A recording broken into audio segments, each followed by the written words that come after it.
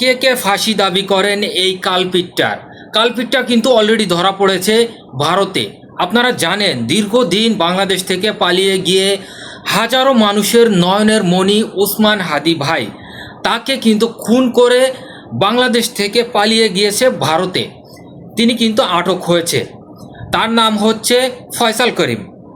ইতিমধ্যে কিন্তু বাংলাদেশ সরকার তাকে দেশে ফিরিয়ে আনার প্রস্তুতি নিয়েছে এবং স্বরাষ্ট্রমন্ত্রী যে বক্তব্যটা দিয়েছে এই খুনিকে ফিরিয়ে আনার জন্য, কিছুক্ষণ পরে আমি ভিডিওটা স্ক্রিনে দিয়ে দেব স্বরাষ্ট্রমন্ত্রী কি বলেছে, আপনারা দেখে নেবেন।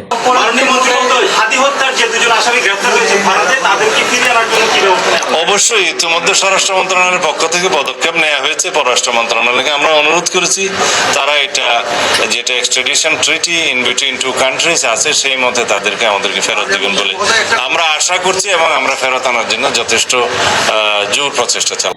এবং কে কে এই কালপিটটার ফাঁসি চান অবশ্যই কমেন্টে লিখে যাবেন। তার ফাঁসিটা কত দিনের ভিতর হওয়া দরকার? 1 বছর পরে, নাকি 1 মাসের ভিতরে, নাকি 15 দিনের ভিতরে তাকে ফিরিয়ে এনে ফাঁসি দেওয়া উচিত? অবশ্যই আপনারা কমেন্টে লিখে যাবেন। ভিডিওটা প্রচুর পরিমাণে শেয়ার করে দেবেন যেন সারা দেশের মানুষ দেখতে পারে এই কালপিটটাকে, যেটা ওসমান হাদি ভাইকে হত্যা করেছে। এবং আমি অনুরোধ করব বাংলাদেশের সরকারকে যে এই কালপিটটাকে শাপলা চত্বরে ঝুলিয়ে ফাঁসি দেওয়া হোক, যাতে দেশের মানুষের বা পরবর্তীতে এইসব কাজ করতে অন্য কোনো কালপিট যেন সাহস না পায় এই বাংলাদেশের ভিতরে এই ধরনের কাজ করার। আপনার দ্বন্দ্ব আছে অন্য লোকের সাথে বা কারোর সাথে দ্বন্দ্ব থাকতে পারে, আপনি সেটা মিটিয়ে ফেলতে পারেন যে কোনোভাবে। একটা মানুষকে মৃত্যুদণ্ড দেওয়া বা মেরে ফেলানো এটা আপনার কোনোভাবে অধিকার দেয়নি আমাদের সৃষ্টিকর্তা। একমাত্র সৃষ্টিকর্তাই পারে তার মৃত্যুদণ্ড দিতে বা তাকে মেরে ফেলতে। আপনার কোনো অধিকার নেই তাকে খুন করার। দেশে আদালত আছে, আইন আছে, সেটা আপনি নিজেই যদি হাতে নেন আইন আদালত, সেটা কোনোভাবেই মেনে নেওয়া যায় না।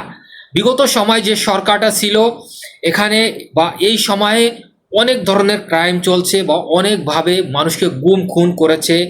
বর্তমানে যে নতুন সরকার হয়েছে জনগণের ভোটে, আমি চাই এই ধরনের ঘটনাকে জনগণের সম্মুখে ফাঁসি দেওয়া উচিত এবং মানুষ যেন দেখতে পারে, দৃষ্টান্তমূলক শাস্তি যেন মানুষ দেখতে পারে যে দেশের সরকার এই ধরনের শাস্তিটা দিতেছে বা পরবর্তীতে কোনো লোক এই ধরনের কর্মটা যেন না করতে পারে বা সাহস যেন না হতে পারে, এমন শাস্তি দেখতে চাই আমি এই সরকারের পক্ষ থেকে।